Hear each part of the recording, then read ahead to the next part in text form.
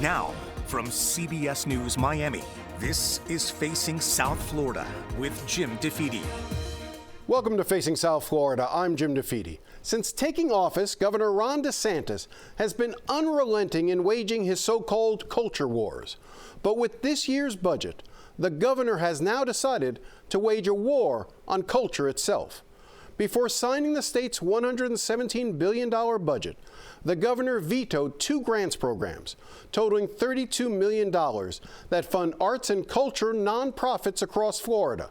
More than 1,600 nonprofit groups will be hurt by these cuts across the state, including many here in South Florida. The Perez Art Museum, the Miami City Ballet, even the Holocaust Memorial will feel the pain of these cuts. Now, the governor gave no reason for why he decided to wipe out these funds. After the veto was announced, I spoke to former Miami Beach Mayor Dan Gelber and Michel Hausmann, the artistic director of the New Miami Drama Theater Company. I started by asking for Michel's reaction to the veto. I was in shock for a variety of reasons. First of all, $30 million, which was already, the legislator already reduced the budget from 60 million to 30 million. But 30 million in the budget of the state represents 0.03%. So it's negligible for the state economy, for the budget, but it makes a huge impact for not only, I mean, I would always defend the intrinsic nature of why culture is important, but some people, that argument, might not take me anywhere, but at least the argument of why it is economically important, right? I mean, not only, do we hire 100 Floridians every year, not only, do coming to a theater include driving, paying for parking, have 90% of our patrons have dinner before or after, not only our direct economic impact, but then there is, the argument of who we are as a state. There is, after the pandemic, so many people have moved from New York, from Chicago, from California, because, there's people like Mayor Dan Gelber made sure that Florida is a community that thrives with arts and culture. So what message are we saying, not only to future residents, but to corporations who are looking to move to Florida, that the state does not value the impact of the arts organizations? Dan, wait, let me get Jan in here. Dan, jump in on that point about, the attractiveness of the state of Florida to others.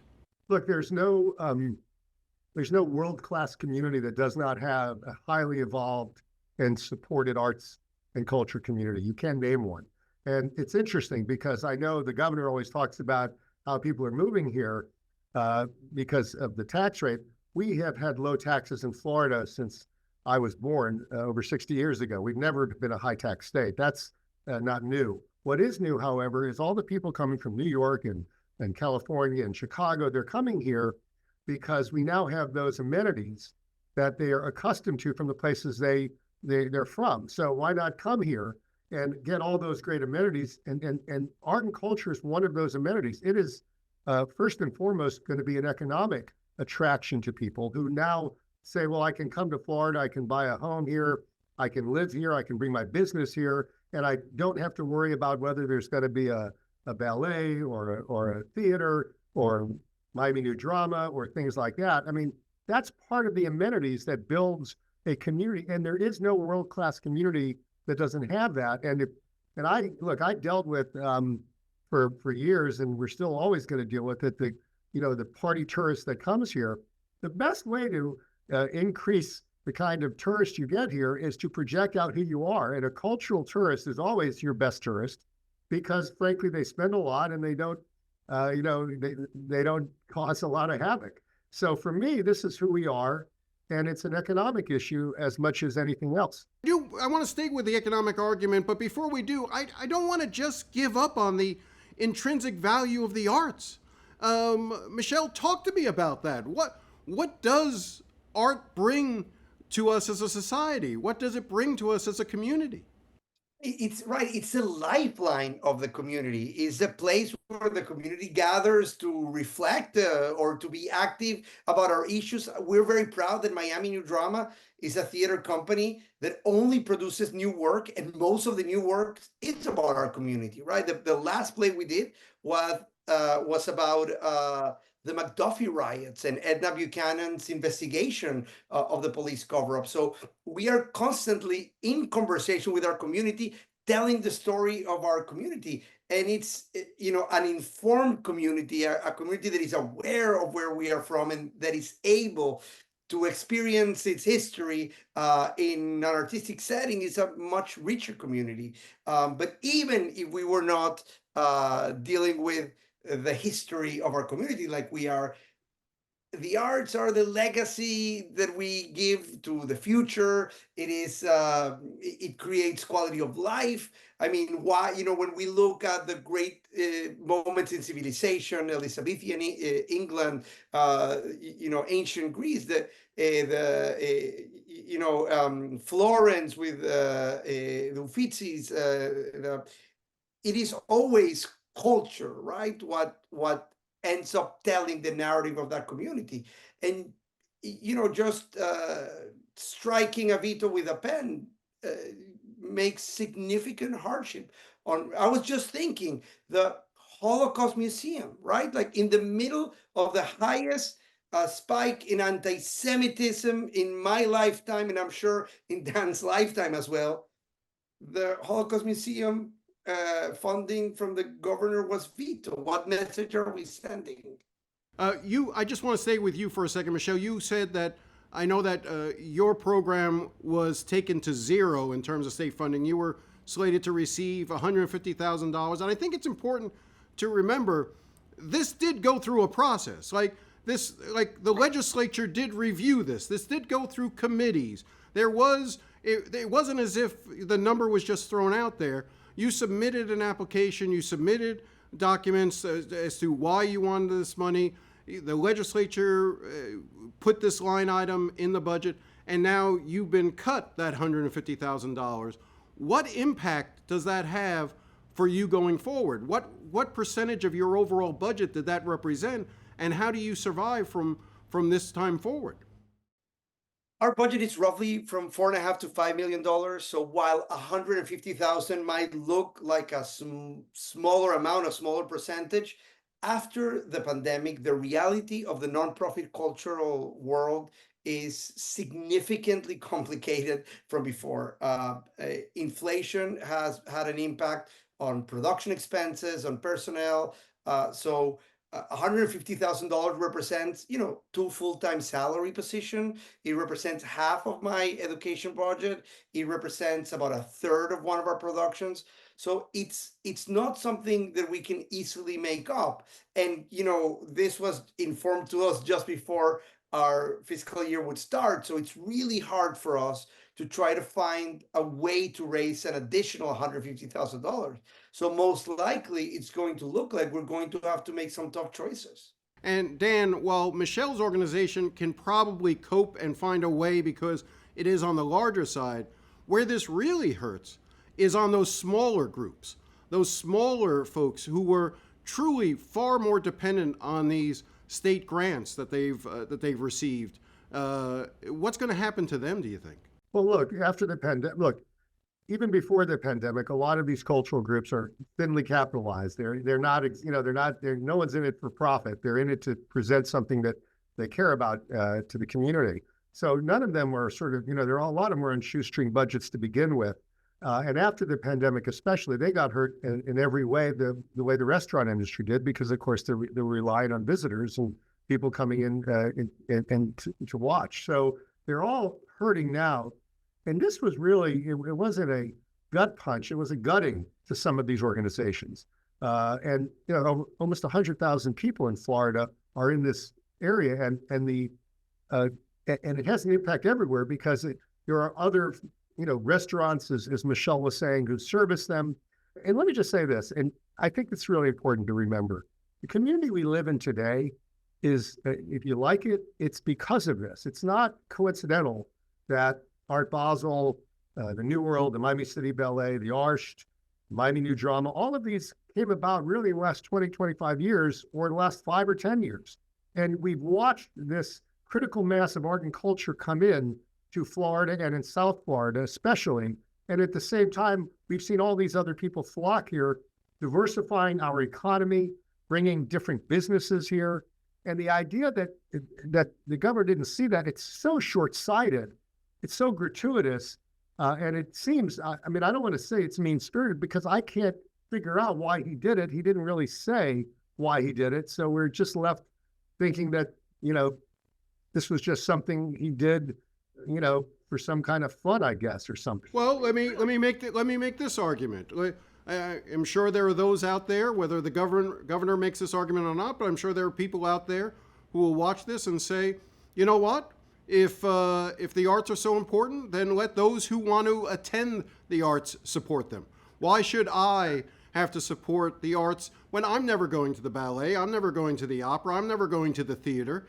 You know, what benefit, why should I pay for it? If it's so important for you, you guys should pay for it. By the way, it's not, the argument isn't that it's a great amenity I want to enjoy. The argument is that it changes the fabric of the community so that we have all these other people coming here. So the entire economy is humming. And by the way, it's a little false to say, oh, you know, other money could be, I mean, we spent millions on migrant flights from Texas to the Northeast and on legal fees to fight drag queens in Florida. It's not exactly like we're prioritizing our $118 billion budget in an austere manner. This is not these are not frivolous things. These are economic motivators. These are economic engines for our state in our future. Because if you simply want to be a party state, or you simply want to be a low salary state, a low wage state forever, then you don't do any of this. But if you want to diversify your economy, raise everybody, bring the kinds of tourists here who spend money and don't create havoc, but also bring the businesses here who really can afford higher wages. This is why you do it, because there's no city in the world that we want to be that doesn't have a thriving, supported cultural community. And in all of these places, they are supported by the state or by local municipalities. My community, at over, I think about 60%, voted to tax themselves to spend $159 million on the arts. So they get it. They get it. The governor doesn't. When we come back, is there a new ghost candidate scandal brewing on Miami Beach? We'll take a closer look. Stay with us.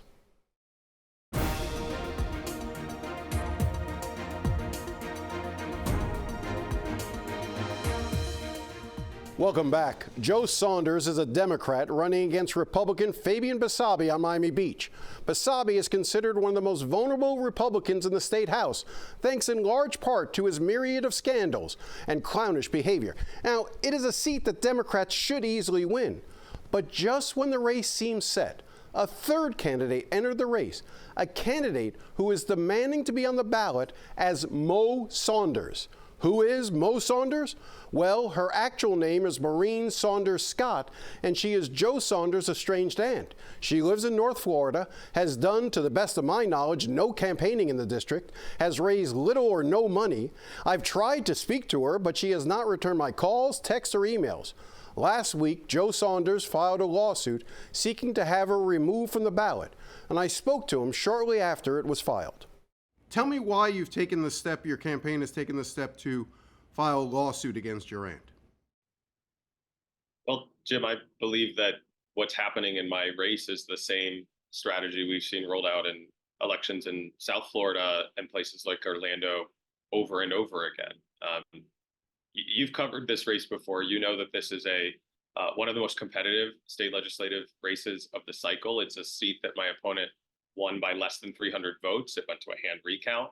And we're running a really, really strong campaign. And so what I believe is that people who oppose my candidacy and oppose this race, flipping from the Republican column to the Democratic column, believe that the only way that they can win this is to cheat.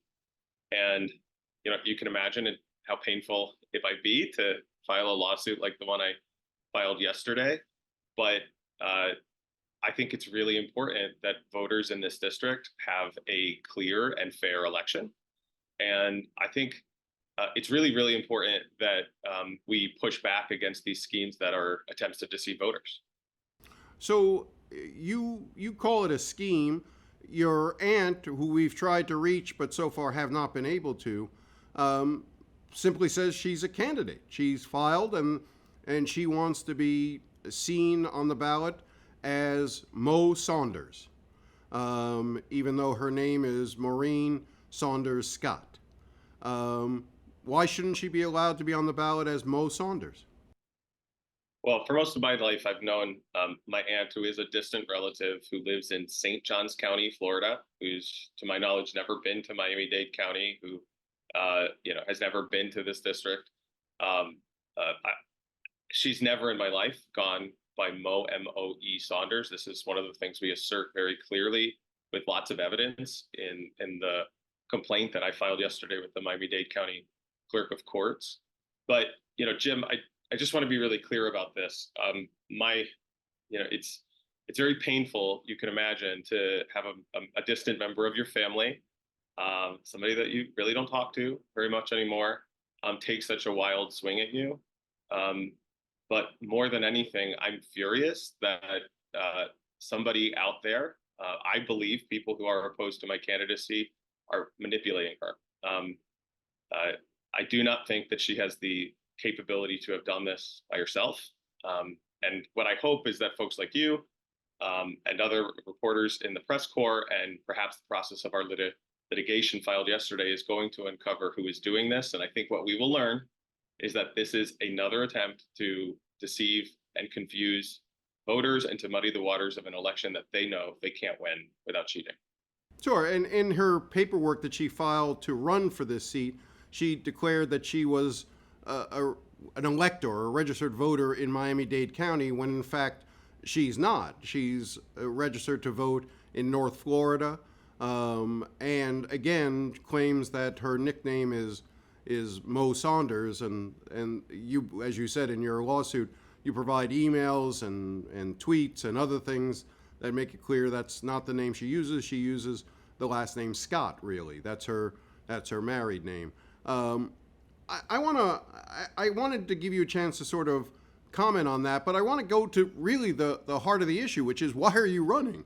Let's go back to the larger issue of this state house race, in which you're running against Republican Fabian Basabe, who we've chronicled a lot of issues with over the past 2 years that he's been in office. Why did you decide to get into this race? You have done some really incredible reporting on the person I'm running against, Jim. I want to thank you for that, because I think that voters really need to understand his record. But even more importantly, even above the fray of my, and I think people in my district's complaints about the person who's representing us today, what I fundamentally believe is that Florida is in the middle of existential challenges that bipartisan support is required to fix. Property insurance in this state is out of control. It's displacing communities. It's displacing families. The affordability crisis is out of control. The intersection between the new condo safety reforms that were passed following Surfside and the housing affordability crisis are acutely affecting this district, my home, the place where I live with my husband, and we're building our lives. And I don't think Tallahassee is taking on those challenges, Jim. I think what we're seeing over and over again are distractions in the form of manufactured culture wars. I think it's one more day of book bans. It's a 6-week abortion ban. It's attempts to repeal the gun safety laws that students at Parkland passed and give 18-year-olds assault rifles. Like, it's just one more distraction and manufactured culture war after another. And the only way that I think this state starts to feel recognizable to everyday Floridians and working families and people like me who were born and raised here is to bring a little bit of balance back. Super majority conservative Republican House and Senate is never going to feel like the Florida that represents all of us. And I think that's really important. It's why I'm running, to bring a little bit of that balance back and to make sure that we have leadership in this district that actually represents the values of the people who live there. Now, you previously served in the legislature back in, I think it was 2010, 2012, or 2012-14. I can't remember. I did. It was 2012 through 2014. I was elected. I grew up in South Florida and went to Orlando for school, to the University of Central Florida. And so when I was 29, I was very young at the time, I won a seat in the Florida House and served for 2 years and was a member of the leadership team as a deputy whip. So I walk in on day one with a ton of experience. I feel like what I'll say on the campaign trail a lot, Jim, is I don't know a lot of things, but I know Tallahassee really well. I know how to navigate the halls of the Capitol. I understand how to build bipartisan coalition. And I also know how to stop really bad things that are being fueled by interests or more extreme members of the legislature, to stop things that do harm. And that's the assignment. That's what I'm signing up for. That's what I believe. That's why I believe I have so much momentum in this race, which is why I also believe they are rolling out a ghost candidate scheme in my district, just like they have in so many others. I think we have an incredible opportunity to take this seat back, and we just got to, do what we need to do to win. After you left the legislature, what were you doing? Give folks an idea who may not be familiar with your background, what you've done over the past few years. I have spent 19 years in the Florida Capitol, either as an organizer or an advocate or a lawmaker. This year was my 19th session in Tallahassee, doing the people's work. I've only ever worked for nonprofit organizations that work on civil rights or policy that is focused on non-discrimination. For 3 years after working in the legislature, I worked with a national nonprofit called the Human Rights Campaign and was in 14 state capitals in the country working on civil and human rights. I'm also a professor in the FIU Public Policy Department, where I teach a graduate class in nonprofit management and sometimes some undergrad classes in public policy. So one of the issues that you've talked about is obviously the attacks on the gay community. I know that's an issue that you've worked with a lot in terms of your advocacy. Why do you think the gay community has come under attack as it has in recent years? What do you think is behind a lot of this? Well, I think every vulnerable community in the state has come under attack, but it is true that in the last 3 years, under Governor DeSantis, and especially in the last two, under these supermajorities in the Florida House and Senate, we have seen unprecedented attacks against the LGBTQ community. And I'll say it this way, I think Miami-Dade voters will remember the era of Anita Bryant, the era that brought us the ban on adoption by gay and lesbian families. A number of horrifying laws that took 40 years for this state to unravel. We saw more anti-LGBTQ law pass in the last 2 years than we did in the entire era of Anita Bryant, Jim. So, this is an acutely dangerous time for lots of vulnerable communities. And I think the only way through that and to get to a state that we all recognize, a state that's focused on real challenges and priorities, is to bring a little bit of balance back and to flip seats like House District 106. We'll be right back.